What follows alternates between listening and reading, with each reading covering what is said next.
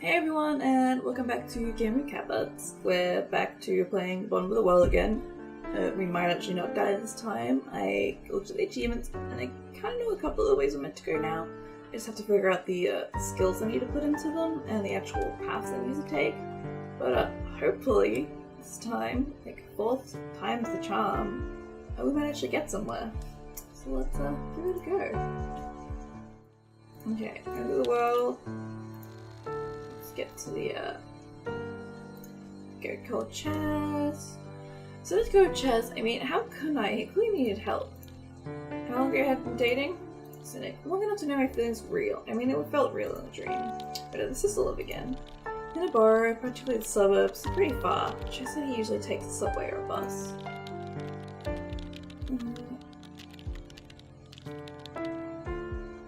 Bus. Oh, good. So you plan on getting to the sister in less than 30 minutes. Oh, spoiler, the bumps didn't start dropping us within 30 minutes. It took longer than that. It did stop though. That's lucky. Yeah, well, didn't mean we weren't in a hurry. But you didn't leave empty-handed though, right? Alright, yeah, I grabbed the biggest bag I had. Old backpack I never bought for out. Woo, for hoarding, I guess. Yeah. Oh, so when you put other things and you don't get as much stuff, my clothes. Why can't I put them in as well? I have room! Fine. Inventory. Hold on a second. Fixing the crowbar. Oh, is this bombs incoming? How did you plan to get around the chaos? The chaos. Yeah, the streets were nuts.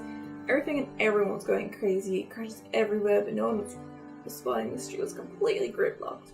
I'm taking maybe 15 minutes after the first announcement here, and all it takes is a few cards in the wrong place. Okay, see this, see this, see this. Walking, we've walked. Where are we? Downtown area, appropriated cop. Stealing something criminal. It is criminal. It's fucking a crime. Where are we? Where are my options? Should I've upped my fitness, so I'm hoping I can walk a bit further now because that doesn't work. Well, actually I did a playthrough one that one actually worked, but I couldn't get much further after that. And no, that one goes back to the fucking fallout shelter and the bitch talk. So walking was the best option. The whole downtown area was gridlocked, cars everywhere, people running down the sidewalks and the sirens blaring. It's like one of those disaster movies. People driving anywhere, at any rate. But where was everyone going? Most of them were going home, I think. We were just in the wrong place at the wrong time. And there you were, running away from home. Once I made my decision, I stuck to it, no matter how much I was filled with doubt. Half an hour. Half an hour was nothing. Nothing at all. Luckily, the estimate was completely wrong.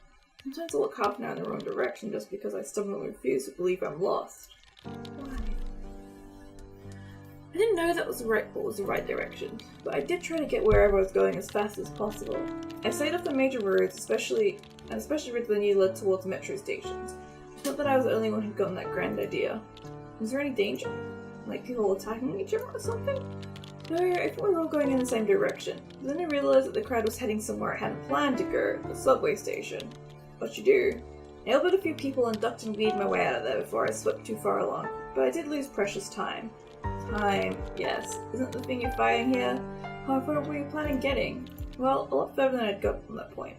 I could practically still see my apartment building. The crowd was slowly thinning at least, and I actually saw a vehicle in motion. An ambulance, weaving between small cars with its sirens blaring. What'd you do?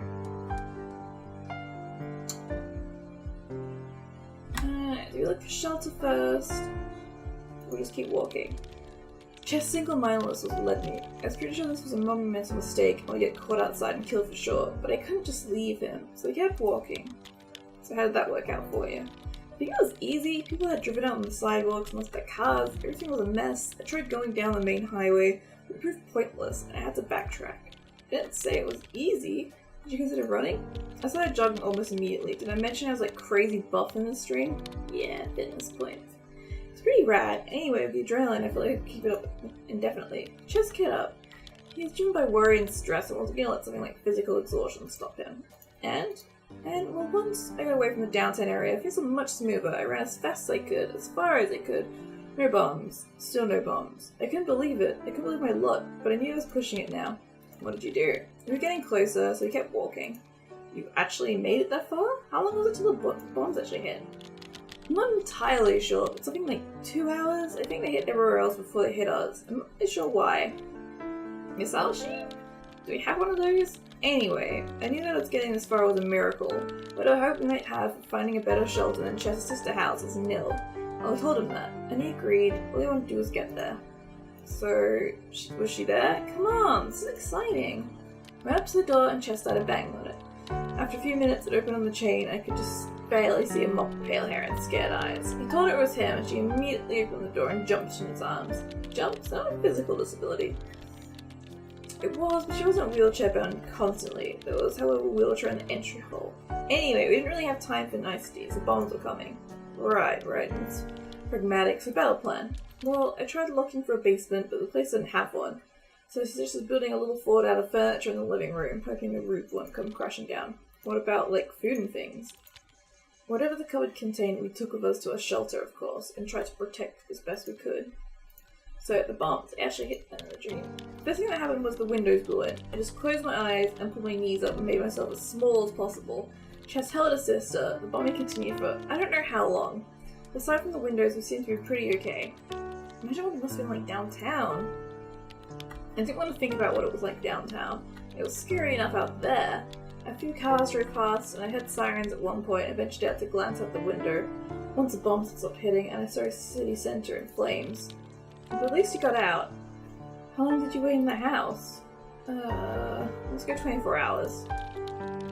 Oh no, radio poisoning. That was a bad idea.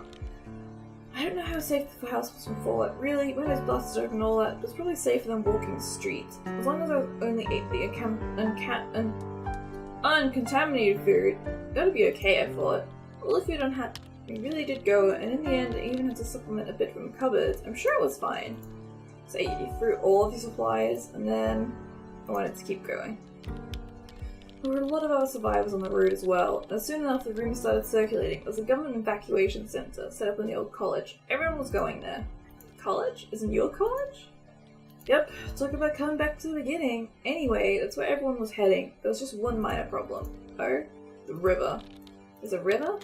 That's something I had thought about either. I didn't live anywhere near it, so whenever I crossed it, I just drove over it. But there was geographical reality. So, I mean, the bridges was surely still there.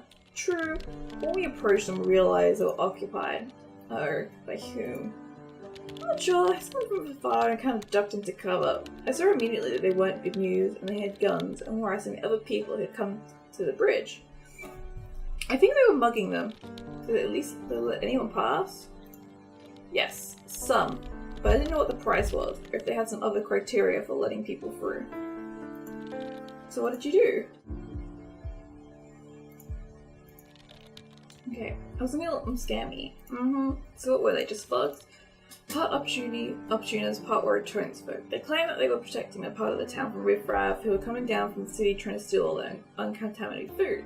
This was just kind of a concerned citizen roadblock. Completely in the way towards the main evacuation center. Yeah, but well, I mean, they had a lot of guns. They didn't really detect a lot of malice in them. It didn't seem like they particularly wanted to use them. So what'd you do? I tried talking my way through. Ah yes, the famous fast talk how to do. I didn't fast talk, I just told them the truth. I was there to help Chess and his sister across. I told them the incredible lengths we'd gone just to get where we were. I just told the truth. Did that just work? So they could let Chess and her through.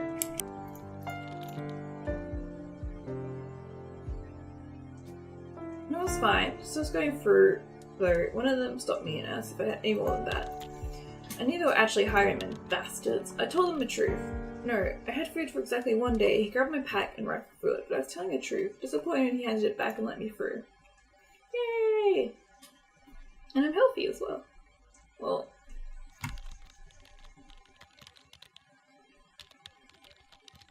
it's the evacuation center, my college. I'm not surprised I dreamed about it. It's like the center of my life right now. This is the part where the dream turns weird and the college starts sprouting legs and begins smoking a hookah or something. Fortunately, no. That would have been pretty welcome respite. Even so, it must have been a respite, proof that society survived and unity the United States were completely obliterated, etc., etc. Speaking of, what did happen to everyone? I don't know, everything was still rather hazy, new and sporadic, and often hearsay. Also talked about missile defense system that no one even knew we had that had apparently managed to shoot down something akin to 90% of all the enemy warheads. Wishful thinking. Based on what I was seeing, I don't really see the difference. 10% was clearly more than enough to wreak imaginable havoc. Hell, 1% would have probably been enough. But yeah. Anyway, go on. I want to get to the end. What happened at the center? At the gates is a screening process going on. A big plastic corridor where we're all told to undress and go through the super cold shower, after which men in gas masks and plastic covered renegade counter efforts. Seriously? So what happened? There were two doors at the end of the corridor. Beyond the man in the mask with guns. Whenever the gay counter-frazzled and complained, you went right. Whenever it was quiet, you went left. I went left. What about Chess and his sister? They came with me left, thank God. After the check, they gave us new threads. Honestly, they might look like prison garb. But at least they were not radioactive. All of our old stuff would be disposed of. I think they just gave them to the poor people going right. I saw them through the fence, heading off to God knows where in their old clothes. Many of them too tired, too sick to even walk upright. That's really sick. I can't even imagine how many millions of casualties they had to deal with. I suppose this was just them being pragmatic. Ugh. Anyway, what earthly paradise were you led to then? They had set up shelters for us in the dorms, and some of the lecture halls and doors of proper protection and daily washing and clean food. We were scheduled to stay there just for a little while until they could relocate us somewhere safer. It all seemed very organised, in control. Great! Aside from all the millions of casualties, a happy ending. Did you have hot dream sex and wake up? No, I'm not saying Chess and I weren't happy to have made it against all odds, but our happiness was like, so kindly pointed out, relative. It would have never been the same, and we knew it, but at least we had each other. But no, it wasn't the end of the dream. Do go on. Did you rebuild society or something? How much longer is this dream? Should we make it be continued tomorrow, like part 2 or something? No, it's almost over, but this is when it gets weird. Remember that music I heard on the radio before falling asleep? Yeah? So, I was taking a walk between buildings, enjoying the fine weather, since I'd given a fallout all clear. I sprayed the lawns daily and checked them for rads, when I heard it again. Kind of like you'll turn up the sound of thunder into explosions in a dream? No, or maybe. Actually, yes. That's not a bad analogy. The music was a connection between the dream and the real world. When I heard it, it was like I suddenly remembered that I had once dream I was currently having. Remember how incredibly unlikely that it was. It was weird, okay? Dreams are weird, so the music, where did it come from? It came from the admin building in this big place with the rector's office and a bunch of other offices. No teaching spaces off to the side, a bit close to the stadium. I shouldn't have heard it by any means, yet somehow I did. I looked closer. The building wasn't a part of our turf. The doors were all under lock and key, and there was a fence cutting off the main entrance. But I knew it came from there. Okay, so what'd you do? I just knew there was some connection there. Some truth hidden in these tunes. Something that would allow me to wake up from this nightmare, because that's what it was. Every single aching, painful, awful moment with it. But it was beyond locked doors, inside a building presumably filled with men with guns. We got this far. Was there really nothing you could do? Nothing, not unless I came up with some way of breaking through solid metal doors with nothing but my bare hands. But I sat there and listened to the music. That's when I felt I knew I was in a dream. This wasn't real. But that was all that was real. Version of this dream where I'd done things differently. My life had been different up to this moment. And as real, I ended up somewhere else, in the stadium, with a sick, or somehow into that building. Some kind of multiverse theory applied to the strange realistic dreams? If there is an endless number of dimensions, who's to say there's not one where dreams are more real than reality?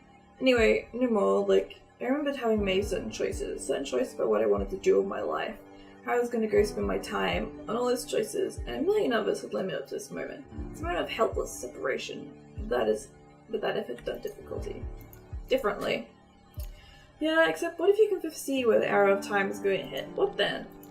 You saying you had a prophetic dream? That's what I'm saying. The dream ended shortly after that because I knew I was in a dream, and you had something somehow ended up wrong. I don't want to talk about how I ended things, but it wasn't difficult, and then I woke up. And, well, we got a happy ending. We saved the boyfriend and the sister. I think we just have to be sick, go into the stadium, which I've done before, but I didn't know what to do. I got too sick or something. Anyway, thank you for watching another episode of The Bottom of the Well. I hope you guys enjoy it. It's can be repetitive trying to get all these playthroughs, but I like achievements and I like getting them all. So I'll see you guys in the next video. Bye!